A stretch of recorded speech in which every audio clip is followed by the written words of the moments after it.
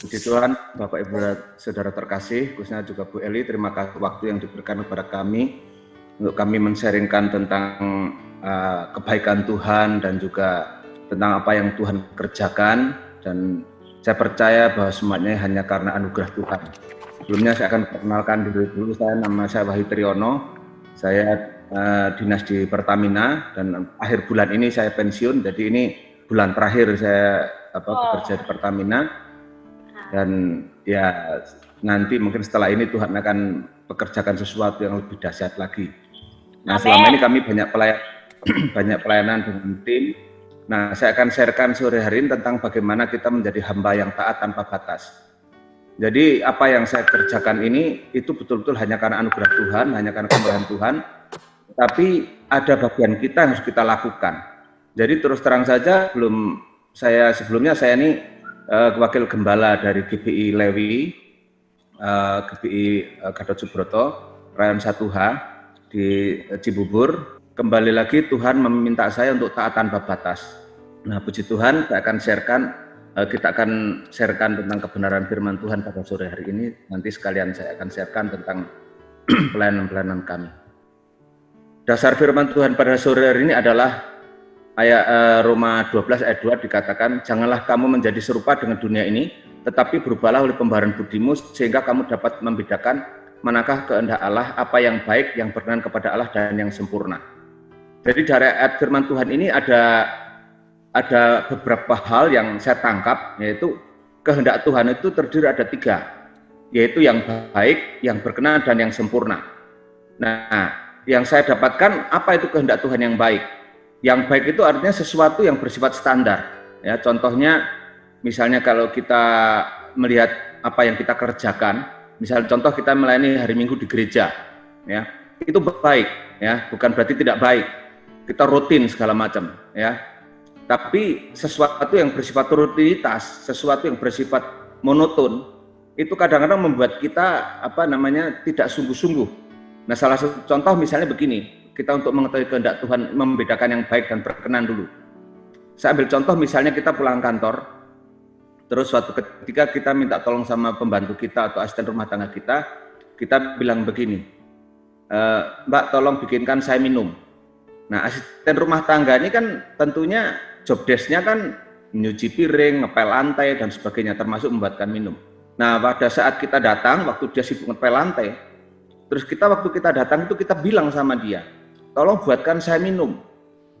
Nah, kalau misalnya si asisten rumah tangga ini tidak mau peduli dengan kita, dan dia hanya sibuk membuat ngepel lantai, maka sebenarnya pada saat itu, dia pembantu rumah tangga kita sedang melakukan sesuatu yang baik, yaitu ngepel lantai itu baik. Tetapi kalau kita bicara berkenan, maka sebenarnya si tuannya ini tidak berkenan dengan asisten rumah tangga ini. Karena apa? Tuannya pada saat itu sedang minta minum.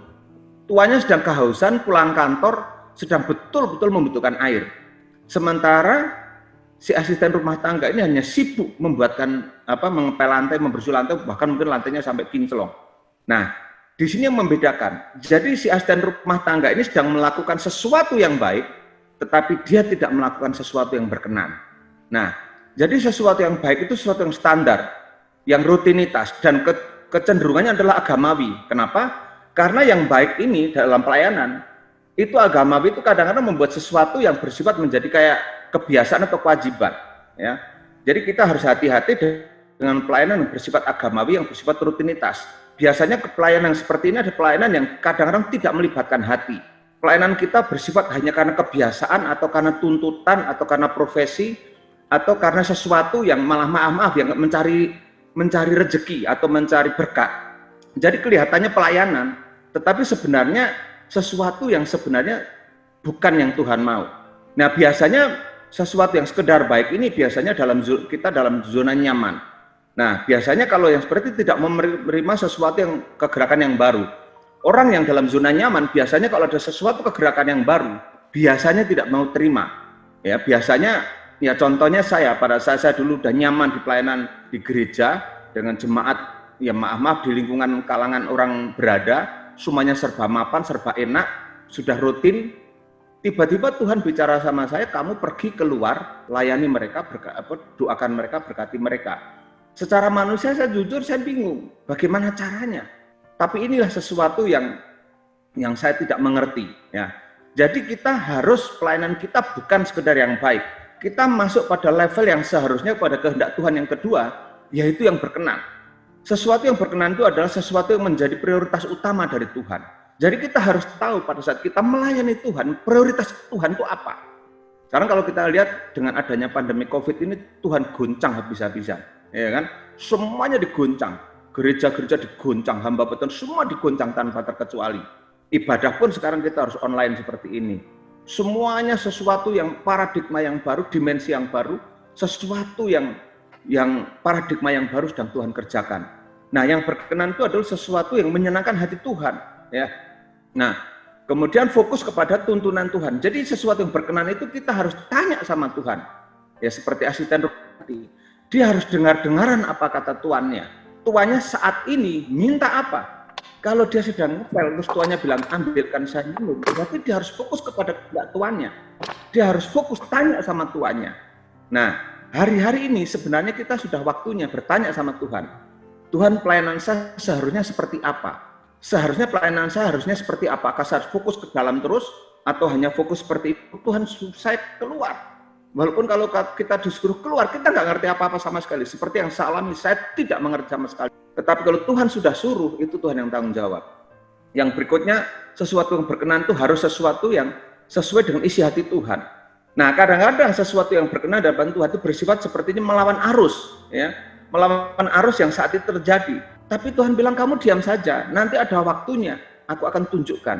Nah, jadi pada saat kita disuruh Tuhan untuk melakukan sesuatu dengan isi hati Tuhan, kalaupun mainstreamnya, kita jangan takut, ya.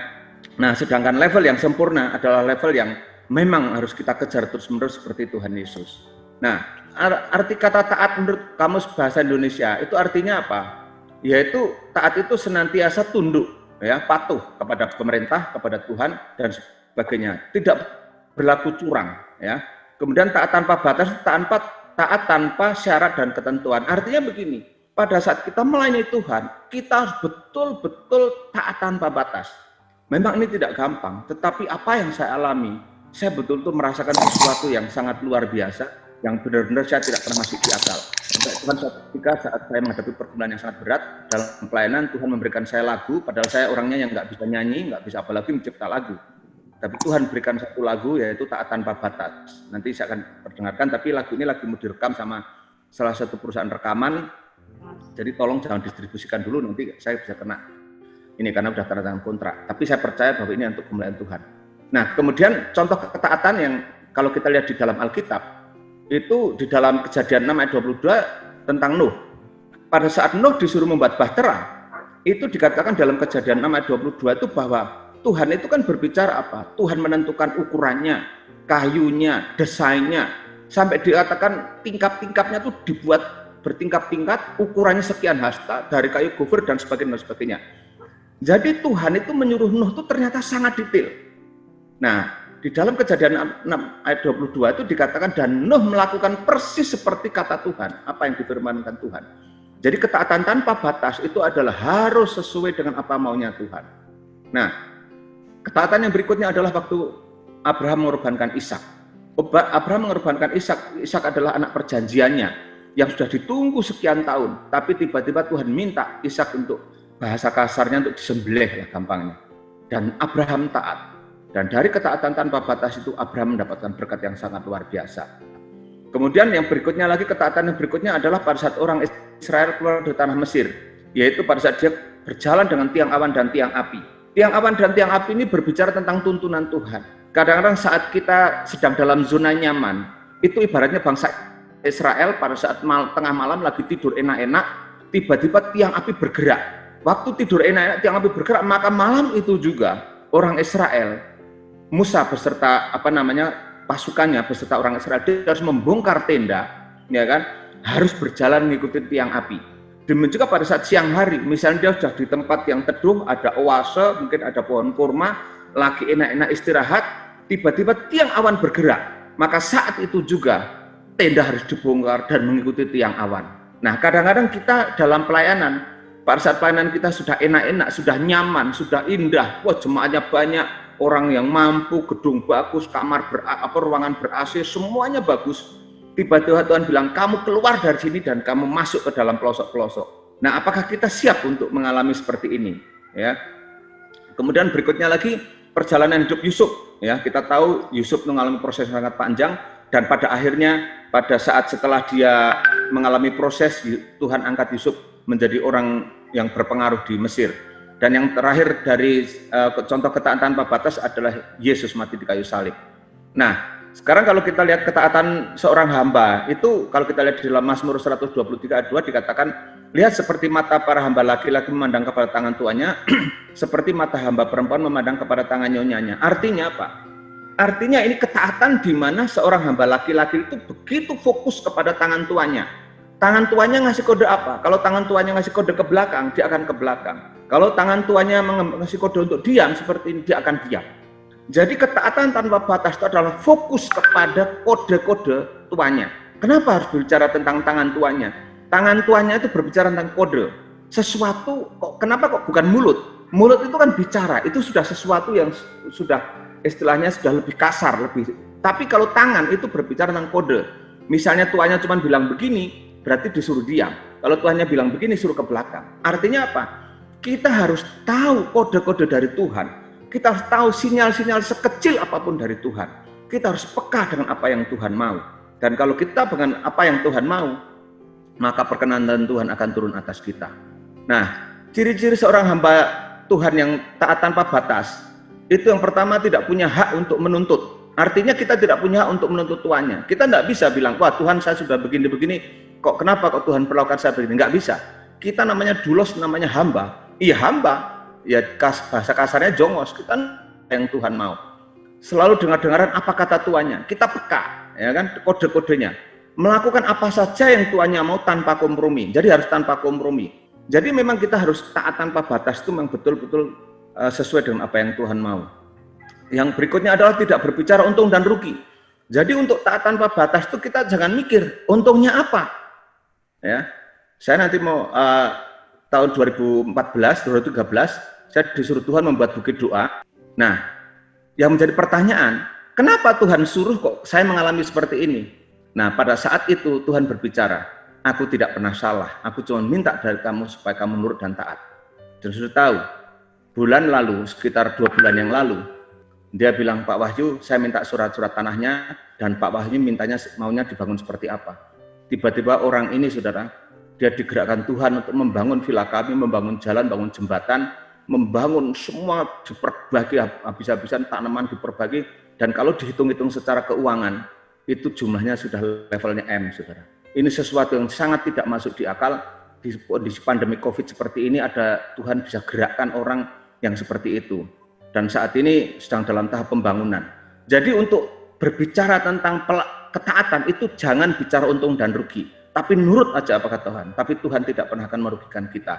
Yang berikutnya lagi jangan berbicara tentang aku. Pelayanan yang taat tanpa batas jangan sekali-kali berbicara tentang aku. Tetapi tentang Tuhan, tentang jiwa-jiwa. Yang berikutnya lagi tidak pernah merasa memiliki. Artinya, oh ini jemaat saya, oh ini orang saya, oh ini komunitas saya. Kalau kita masih seperti itu, kita berarti belum sungguh-sungguh menjadi seorang hamba yang taat tanpa batas. Syarat untuk taat tanpa batas adalah harus mau keluar dari zona nyaman. Kita harus mau keluar dari zona nyaman apapun risikonya. Harus siap membongkar tenda. Artinya pada saat Tuhan sudah bilang, ini tiang awan bergerak, kita harus bongkar tenda. Ini tiang api bergerak, kita harus bongkar tenda kita. Kita harus jalan mengikuti tiang awan dan tiang api. Kemudian yang berikutnya harus peka dengan tuntunan Tuhan. Mengikuti tiang awan dan tiang api. Ikuti setiap apa yang Tuhan suruh tanpa kompromi. Harus tanpa kompromi, saudara. Nah, upah dari ketaatan tanpa batas apa, saudara? Yaitu kita mendapatkan favor of God. Mendapat perkenanan Tuhan. Berkat yang tanpa batas. Kuasa yang tanpa batas. Perlindungan tanpa batas.